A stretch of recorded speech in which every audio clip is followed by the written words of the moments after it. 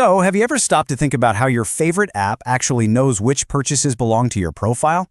Like when you hit buy on a new skin in a game, or you finally cop that fresh pair of sneakers online? How does the system connect your specific user profile to the items in your digital shopping cart behind the scenes? Honestly, it kind of feels like magic. But today, we're going to literally crack that code. Welcome to our explainer on SQL joins. Now, I know the word SQL might sound like some scary, super complicated hacker code, but I promise you it is absolutely not. Think of SQL joins simply as the ultimate database matchmaker. It's just a really straightforward process of taking two completely different lists of information and finding the perfect pairs between them. It is basically the secret sauce for how apps make sense of all the wild amounts of data they collect about us. Here's our quick roadmap for today. First, what are SQL joins? Then, we'll look at the four main types of matchmaking: the inner join, the left join, the right join, and number 5, the full outer join. Okay, let's dive right into section 1. What are SQL joins? Meet the matchmaker. Imagine you work at a tech company, right? And you have two completely separate files of data. Let's picture our first file. This is our customers table. It just holds user profiles. We've got customer ID number 1, whose name is Alice, and customer ID number 2, whose name is Bob. And that's it. Just looking at this totally isolated list, we have absolutely no idea if they've ever actually bought anything. It's literally just a list of names. Now here is the other side of the puzzle. This is our second list, the payments table. Notice we have a payment ID, an amount, like $10, and crucially, a customer ID. Both of our tables share this specific column. This little ID number is our magic matchmaking key. It's the only way we know for sure that this specific $10 payment was actually made by customer 1. So the absolutely crucial point here is understanding what a join actually does. A SQL join is simply a command used to combine rows from two or more tables based on a related column between them. In our scenario, it's the database tool that looks at that shared customer ID and seamlessly stitches the customers list and the payments list together into one beautifully organized view. Which brings us to section 2, the inner join, the perfect match. If you remember Venn diagrams from math class, the inner join is that sweet spot right in the middle where both sides perfectly overlap. For an inner join to work, both sides absolutely must have a match. Now, do not let the syntax code intimidate you here. Let's just break it down logically. We start with select. That's just you telling the database what columns you want to see. Then from, which is your first table, the customers. Next, you say inner join, which is bringing in your second table, the payments. And finally, on, which is where you explicitly point out the matching ID. You're literally just telling the computer, hey, get me these columns from table A and table B and match them up where their IDs are exactly the same. Notice what happens in the final result. Look at how it strictly shows only the people who actually bought something. Because Alice had customer ID 1 and there was a payment for customer ID 1, boom, she gets a row. If there was a user in our system who never spent a single dime, the inner join completely drops them.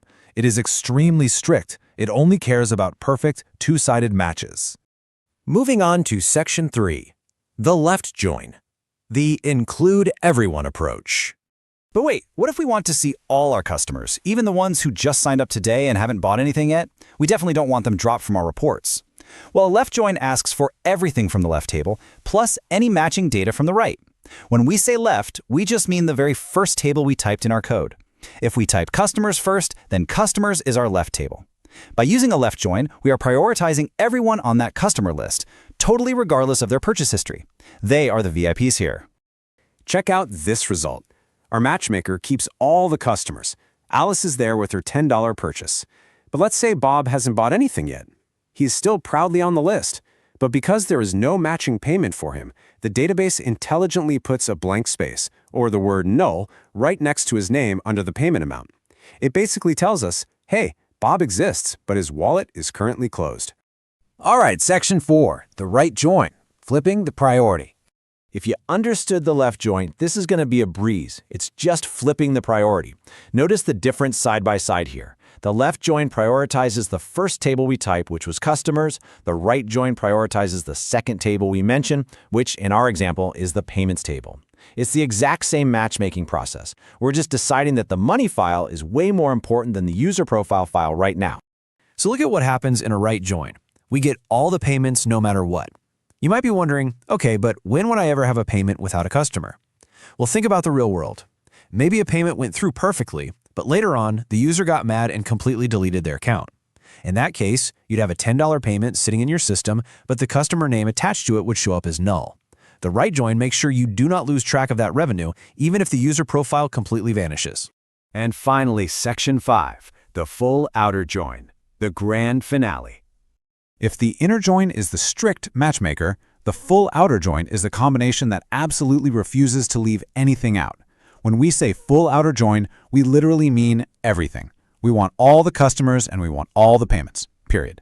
If we go back to our Venn diagram analogy, we aren't just looking at the overlapping middle, and we aren't just looking at the left or the right. We are asking the database to highlight the entire shape. Give us absolutely everything from both sides. Just look at this massive final table. It safely captures the whole shebang. We get our perfect matches, like Alice. We get customers like Bob who have a null payment because they haven't bought anything. And we even get those weird orphaned payments that have a null customer because someone deleted their account.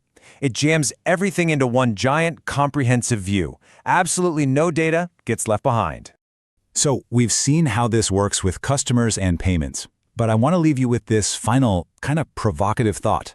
How could you use a join to link a list of your absolute favorite video games with a completely separate list of their developers? Think about it.